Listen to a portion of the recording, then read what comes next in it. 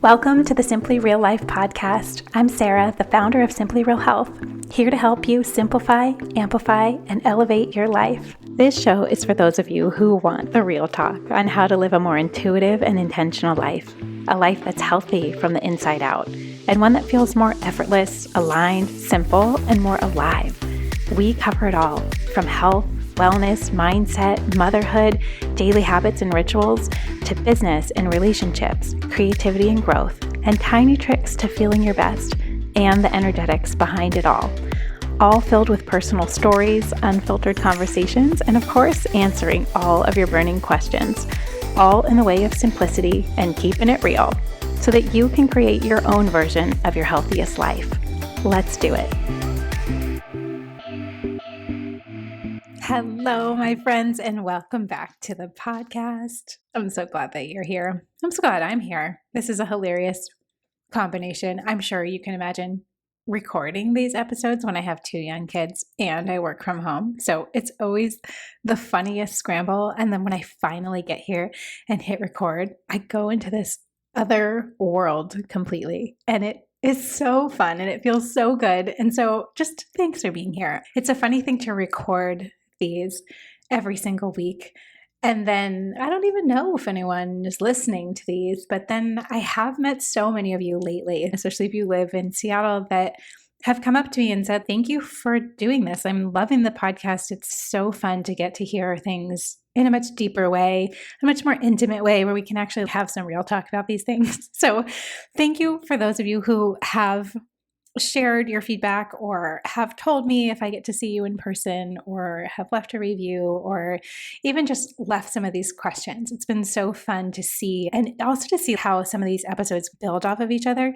The episode of how I feed my kids. So the kids and the real food conversation. And the question that came in was this. It was, how do you deal with social situations with your kids, like birthday parties or different events or things that they're invited to, and you know that the food there is either not real or it's something that you don't really want them to be eating? And I just have to laugh because I had so many of those moments and situations, especially so with Noah, because he was the first time I was really navigating that, especially when he went to school. And I would say that was probably the differentiating moment up until that point. And he was about 2.5 or 3 by the time he was going to any type of school.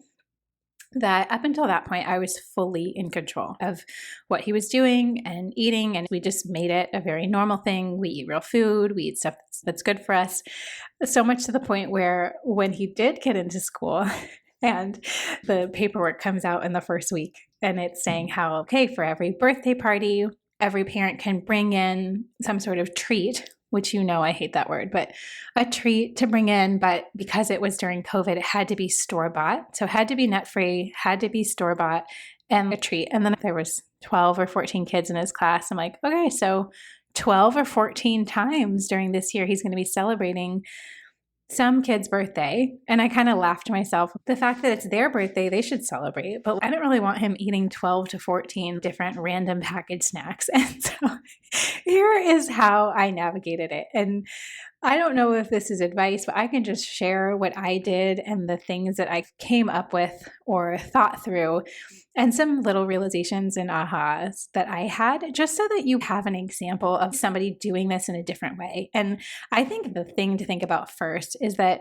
you kind of have to fully own that you are probably going to do food a little bit differently if you're going the real food route, that you are not going to fall into the norms or what's typically done. And to me, I find joy in that because I don't want to do it the way everybody else is doing it. That doesn't really align with my values, with what I think, with what I'm passionate about. I really want my kids to grow up feeling healthy and good. And I see myself as the main provider and the main protector of that. Me and Kyle both. It is gladly my job that I get to help shape and develop their taste buds and help expose them to different types of food and different variety and teaching them to love food. And that's part of the reason why I created the baby food guide to begin with. And now I'm working on some other kids and toddler recipes. It's so important because this is where it all starts. And so having that recognition first of maybe doing things a little different than the norm and being okay with that and fully owning that. And I think that the more parents that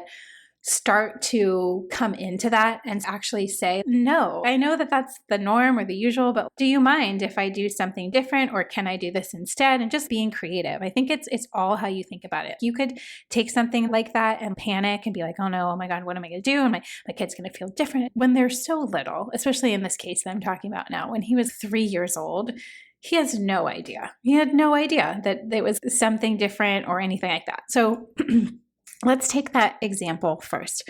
The birthday party, whether they're going to a birthday party or it's a birthday at school where other people are bringing in sugar-based treats or desserts to share. And so I maybe had it the easy way out, I will say, because I noticed in the process of feeding Noah food that every time I introduced gluten, he would get this rash, these little bumps on the backs of his arms and his skin.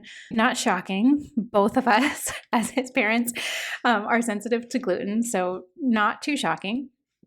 In a way, it was slightly easier because I had the gluten card. You know, most kids eat a lot of gluten, and so to be able to say, actually, it's just gluten-free. That's the issue. It's not all the other sugar and all the other things. So I'd say it's gluten-free. So can I provide an alternative? And nowadays, honestly, kids' food allergies, sensitivities, there are so many of them that this is not weird to ask, can you do something different or provide something different? And you know what the answer has always been when I do?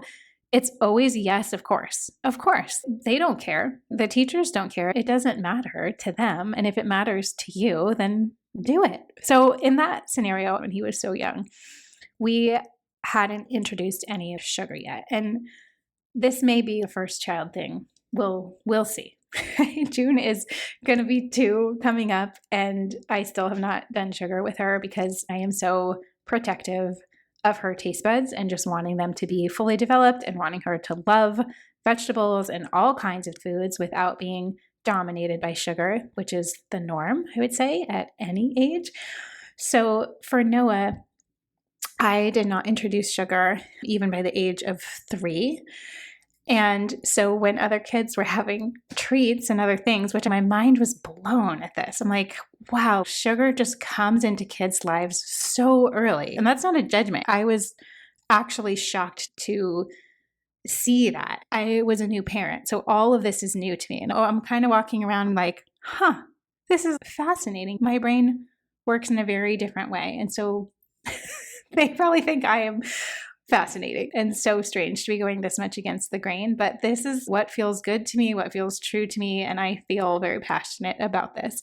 So I would send him with his favorite snack of all time, his favorite treat, if you will, the thing that he was delighted anytime he got to have, which was blueberries. And so that was the first thing. He had no idea or really awareness that it was that different than what the other kids were eating because he was so young. He felt great. I felt great. And you know what? I told the teachers, let me know how he reacts to it. If there was something where he was noticing or he was really upset by it or it was some bigger thing. But because we hadn't done that at home, we weren't eating the cupcakes and donuts, all the other stuff, especially store-bought stuff, he wasn't looking at it like, I really want that. So I think it's 2-part in that way. Like it could be the exposure of it. If they've already had it, what do you want to do? You do not have to go as extreme as I did, but there are a lot of brands. Let's say it's the same case where it has to be something store-bought and it's not something you can make and it has to be nut-free.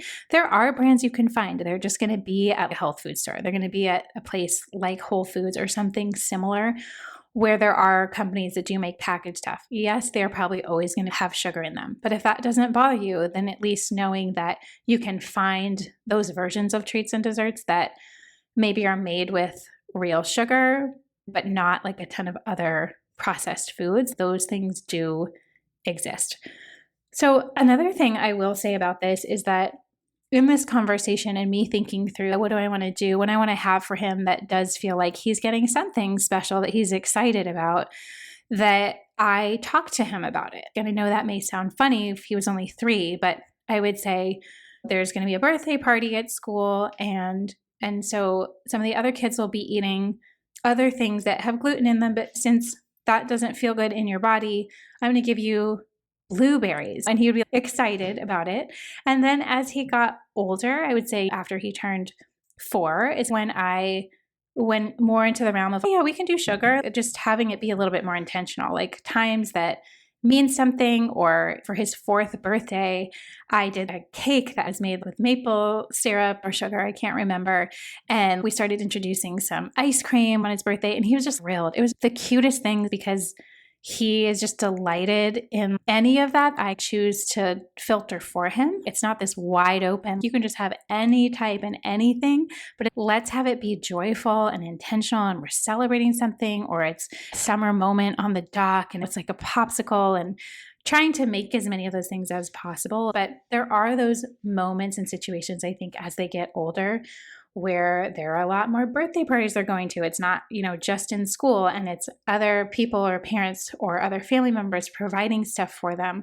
And so I think it's helpful to have open conversation with your kids of like talking them through and preparing them ahead of time. Hey, there's probably going to be cake at this party, but it's not gluten-free cake, so I was thinking we could do this instead. And providing an alternative that is relevant to them at that age. It doesn't have to be exactly the same thing as what other kids are getting, but maybe you find that works better for your child. Maybe it's the same version of something, but it is gluten-free, or it's just made with slightly better ingredients.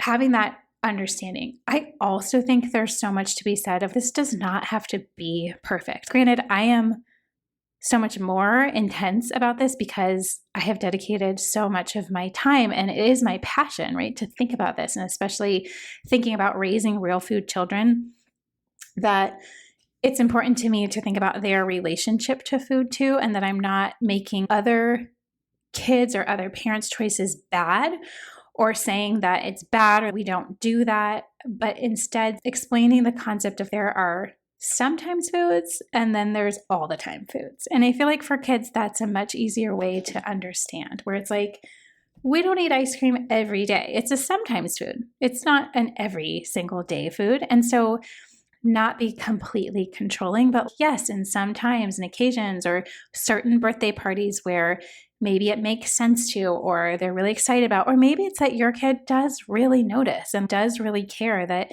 they feel deprived or that they can't get exactly the same thing. I would challenge you to experiment and play with some different things that they might like. And that may be a piece of candy, like a lollipop, but it's one of the Good Earth lollipops where it's made with real sugar and there's no dyes and there's no chemicals. Or it's like a popsicle and it's the Good Pop brand where it's still a store-bought popsicle, just like everybody else, but it's made with better things. So I just think there's so many different options now that it doesn't have to be this extreme thing where it's, no, you can't have that dessert or you have to eat the blueberries. But thinking through, what is your kid like? What do they like? What do they care about? What are they delighted by? And just trying some different things. And then also the communication with them of what's going on so they're not surprised. I feel like that element of surprise of a cake being brought out or cupcake, and then that disappointment in that moment if they weren't able to have exactly what everybody else was having is too much for a kid to handle. So having the plan beforehand, I've got your lollipop, it's in this pocket, letting them in on the secret has been super helpful. Let's say it's a scenario where it's grandparents or other family members that are spending time with your kids. Take the time to explain to them. You can't control what everybody else is doing, but if people around you, especially family or close friends, understand you and what you're doing or the reasoning behind it, and you're doing it in a way that's not judgmental, this is what we usually do. We try to either make sure it's a good version of that food. So when my parents have Noah, because June doesn't quite do sugar yet, but when they have Noah and they're doing some outing or thing, and if they want to go get ice cream, it's not something that I feel like is worth fighting against, but they also know and understand and respect how I want to feed my kids, in that they would not take him to a candy store. And I'm lucky in that point because my parents get it, because this is very much how I was raised too. Also, here's the thing. If your kids are around different people or family members, the burden of work is on you. If this is something that you are deciding, that means when my parents take my kids, let's say overnight or something, I make the food or I provide the food or I give them the options. Or if you want to do something else, this version would be great. Or I provide it. So that takes off the pressure for that to be more work on them. So providing stuff ahead of time, having a plan, talk about it beforehand, have your boundaries of like what is ideal, what's great, what's okay, and then what's not okay. And I think it's all in the delivery of that. It's all how you talk about it. It's coming from a place of just like, here, and then let me help you do this, or let me provide you the things. And that usually can take a lot of that pressure or edge that maybe some people experience. And this is different for every family, for every child, for every person. But these are things that have always helped me, at least on this journey, where now he's 4.5, he's going to be 5 soon. And I'm a lot more laid back about things, where we do have the gluten component. So if we go to a birthday party or something, I am going to provide and bring an alternative. And that means I have to plan ahead. It means I have to have something or ready or something that I know that he likes. And then we still talk about it. But we've had plenty of moments where there's unplanned things, where it's all about the moment and the feel and the experience of it. And I will just tell you, like, there is nothing better to me than watching him love and enjoy a scoop of ice cream when we're out to eat. It is the cutest. He is so in. He is just fully in that moment and loves doing that. So it's not that we are super rigid or controlling. He has dessert almost every night, but it's just what that dessert is. A frozen date or some frozen figs or a little jar of applesauce to him is delightful because of how slow I went in the intro of sugar. Those things are still special to him. And then if it's ice cream or a popsicle, that's like mind is blown. So setting yourself up for success, which is why I talk about starting this from a really young age, if it's possible. That's where this can be super helpful. If you're doing something like the baby guide and it's this slow introduction of sugar. I'm not against sugar. I'm not even against gluten for most kids. It's this concept of let's not bombard their systems and let's not do it all the time. Because even in that case of 12 birthdays a year, that's a lot. And occasions that are maybe special to that other kid, but to them, is it really a special occasion or a reason to do that? I feel like this is such an individual thing of what feels right to you. But I do think being okay, being slightly different is key here, doing things different than the norm, and also setting things up for success in a better way where you communicate it ahead of time, or that you just are thinking of like, how could I upgrade this for my kid? Maybe they already do eat sugar and have had more of that quote unquote normal upbringing, the things that you could do or the things that you are still in control of, like the brands that you buy and the types of dessert that you have and how often is that, and even explaining to your kids up between sometimes foods and all the time foods, and talking to them about real foods and the things that do help their body be strong and capable and confident and things that help them grow. It's that type of conversation that I think is so helpful to start incorporating no matter where you are at on this journey with your kids. That can be really helpful to think about. And then also taking this time to be like, how do I want this to be? How do I want the role of sugar or desserts? What role do I want that to play in their lives? Do I want it to be something that is used as a reward, or that it's ingrained in their brains that every time they do something, they get something sweet? And maybe that is fine. I think a lot of people are actually fine with that. But there are a lot of adults where that was the way they were raised as a child, and now they have this deep, almost need of sugar and desserts and that connection that it has in their childhood. And so I think it's great. We love dessert. We love having different treats. And I hate that word. There it is again. But having things involved in your life where it's more just about joyful experiences versus it always having to be perfect and always having to be about health all the time. I do think there is a balance of both, and that every situation might require looking at it with a new lens, being like, okay, what would make sense here? Is there any way I could upgrade this? Is there any way I could talk about this in a way that sets everybody else up for success? Are there any things I want to have in my pantry or my fridge or my freezer so that it's not this struggle when something pops up, that you do always have an alternative that they are excited about? And thinking through how you want to create both their physical bodies and their taste buds and the things that they gear towards, but also their relationship to food, where they're wanting to feel good and wanting to feed themselves in like a healthy, normal way, and also with joy. And I think there's a lot to be said of the very nuanced blend that that can be. So I hope that this is helpful in some way, and maybe just encouraging to know that you're not alone in thinking through this. I think that we're in a time and place right now where I think a lot more parents are going to be asking questions or providing alternatives or asking things to be upgraded, whether that's in the school lunches or it's in the type of popsicles that are at the beach stand, or it's starting to look at things where it doesn't always have to be done exactly the way that it always has been. And maybe that there are some places where we can think about upgrading it ever so slightly, keeping the chemicals and the toxins and all the additives that get added in, especially to kids' young bodies. And they are so sensitive, like their brain development and their body development and their gut bacteria development. It takes a lot of fending off. You have to fight to protect their innocence, to protect their health, to protect their taste buds, and not in a way that is rigid or completely perfect, but willing to know that that is something that is part of modern day living. And I think that the more of us that are educated and learning about real food and listening to this podcast or have the cookbooks and read the blog one by one, the more that we as parents are educated, think about how that is going to change so much for our kids' experience of how they will grow up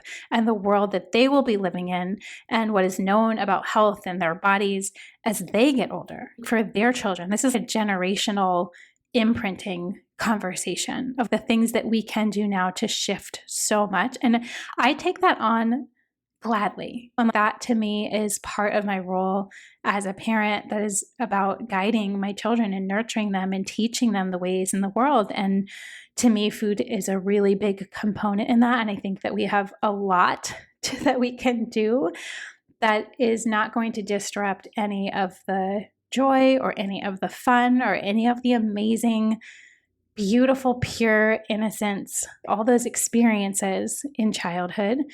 I think there's a way that we can involve food in a much more elevated and a much more intentional way. And that's really what it's all about.